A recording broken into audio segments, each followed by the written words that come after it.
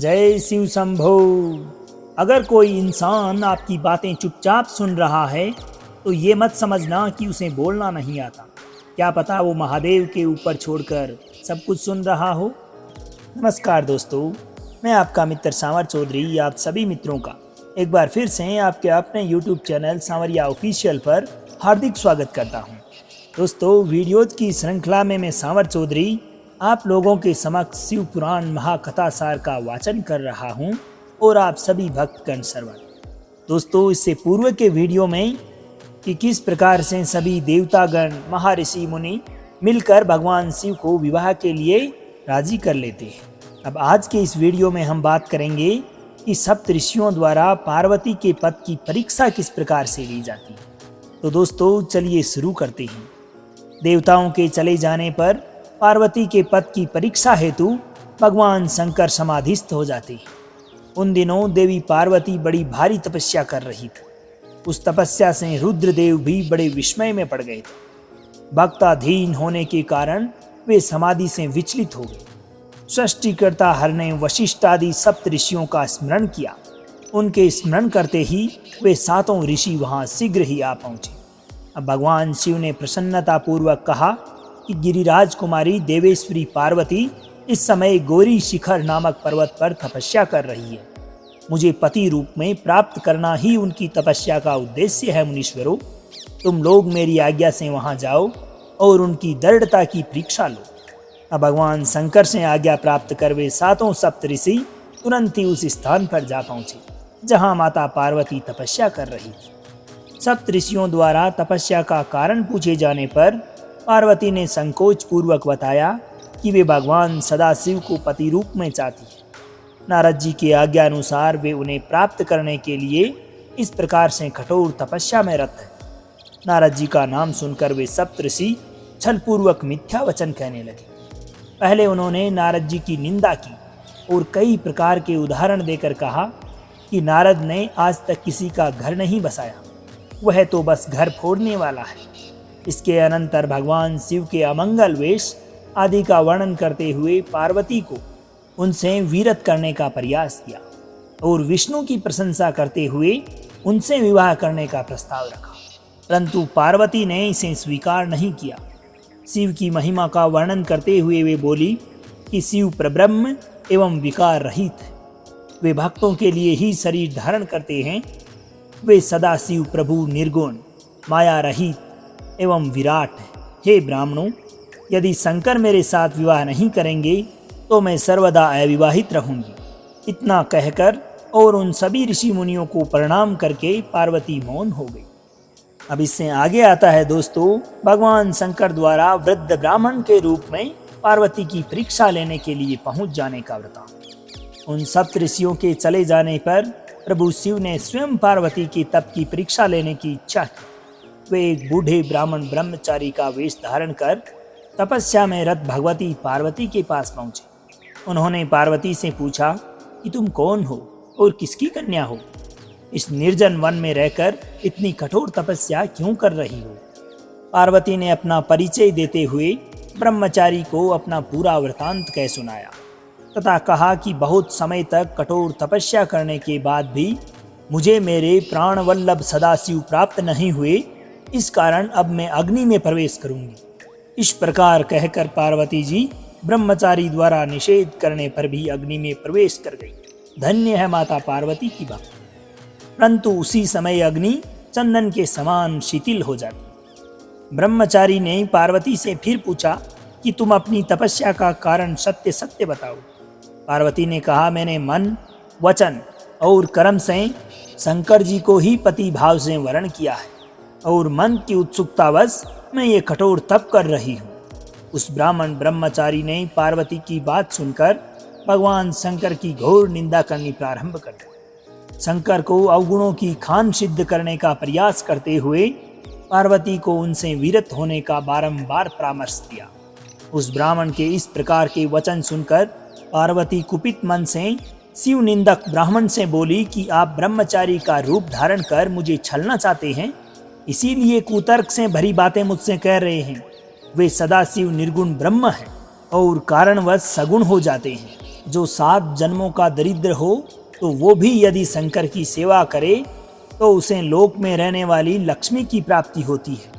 जो पुरुष शिव तत्व को न जानकर शिव की निंदा करता है उसका जीवन पर्यंत संचित किया हुआ पुण्य भस्म हो जाता है।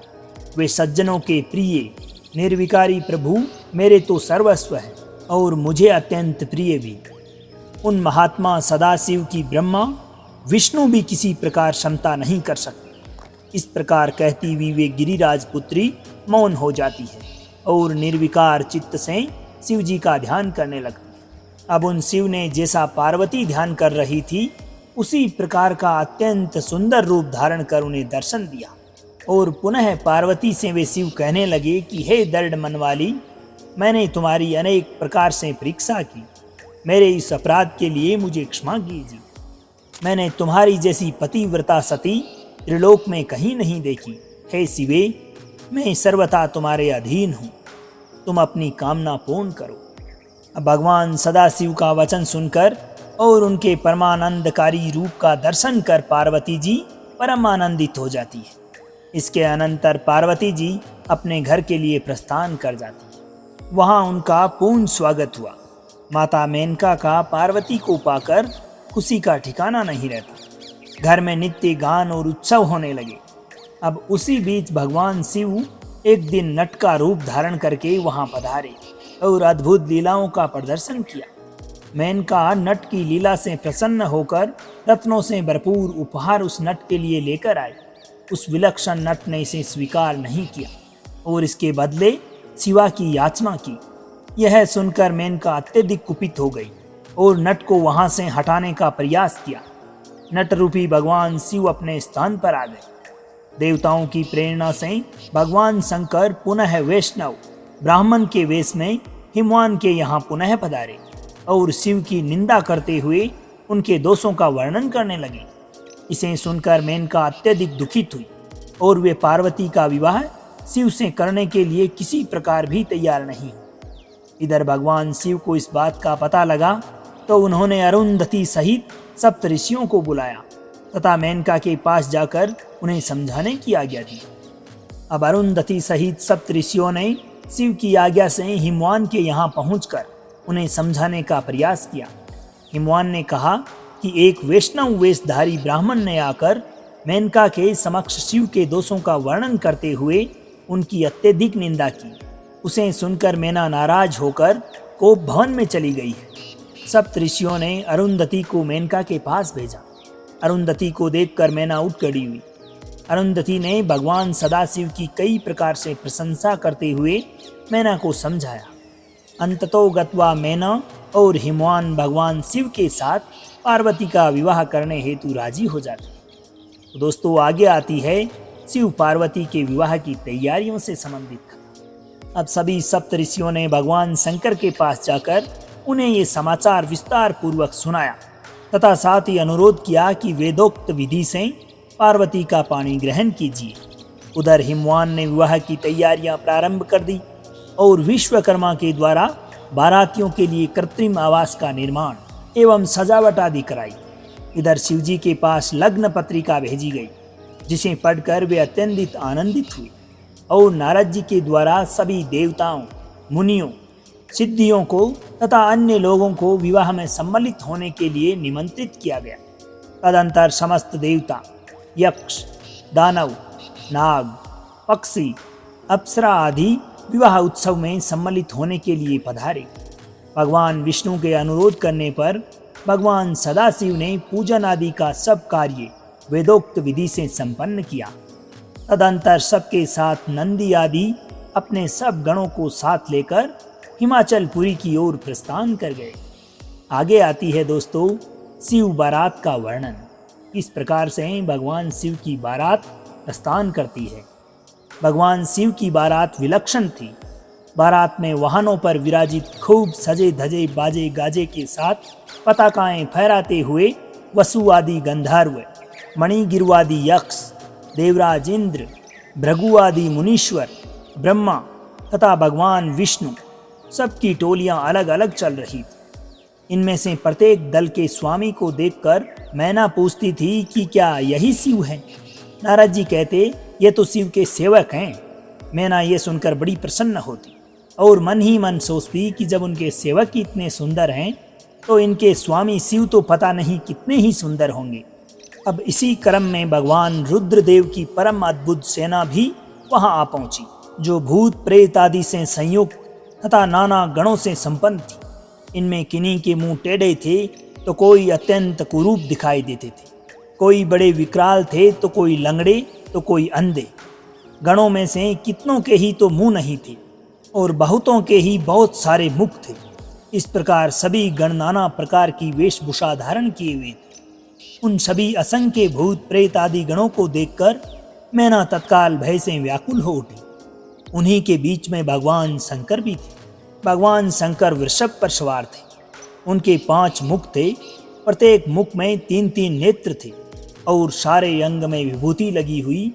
मस्तक पर जटा, जूट और चंद्रमा का मुकुट, आंखें भयानक और आकृति विकराल। ये कैसा विकृत दृश्य है, मैं दुराग्रह में फंसकर मारी गई। इस प्रकार कहकर मैना उसी क्षण मूर्छित हो जाती। थोड़ी ही देर में चेत होने पर वे क्षुब्ध होकर अत्यंत विलाप एवं तिरस्कार करने लगे। उसी समय भगवान विष्णु भी वहां पधारे और उन्होंने अनेक प्रकार से मैना को समझाते हुए शिव के महत्व का वर्णन किया। मैना ने शिव के महत्व को स्वीकार करते हुए श्री हरि से कहा कि यदि भगवान शिव सुंदर शरीर धारण कर ले तो मैं अपनी पुत्री उन्हें दे सकती हूँ। ब्रह्मा जी ने नारद जी से कहा कि उसी समय तुमने भगवान विष्णु की प्रेरणा से भगवान शंकर के पास जाकर उन्हें स्तोत्रों द्वारा प्रसन्न किया।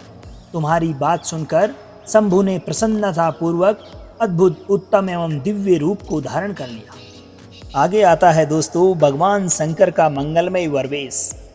भगवान शंभु का वह स्वरूप कामदेव से भी अधिक सुंदर और लावण्य का परम आश्रय था। उस स्वरूप का दर्शन कर शैलराज की पत्नी मैना आश्चर्यचकित हो गई। अब वहां उपस्थित सभी पूर्वासिनियां भगवान शंकर का वह मनोहर रूप देखकर सम्मोहित हो गई। हिमाचल की पत्नी मैना भी शंभु की आरती उतारने के लिए हाथों में दीपक से सजी हुई थाली लेकर सभी ऋषि पत्नियों तथा अन्य स्त्रियों के साथ आदर पूर्वक द्वार पर आई। विवाह के सभी कार्य विधि विधान से संपन्न हुए। आगे आती है दोस्तों एक ब्राह्मण पत्नी द्वारा पार्वती को पतिव्रत्या धर्म का उपदेश देने की कथा। सप्तऋषियों के आग्रह करने पर मैना पार्वती को विदा करने के लिए उद्यत हुई। उन्होंने विधि पूर्वक वैदिक एवं लौकिक कुलाचार का पालन करते हुए राजोचित श्रृंगार कर पार्वती को विभूषित किया।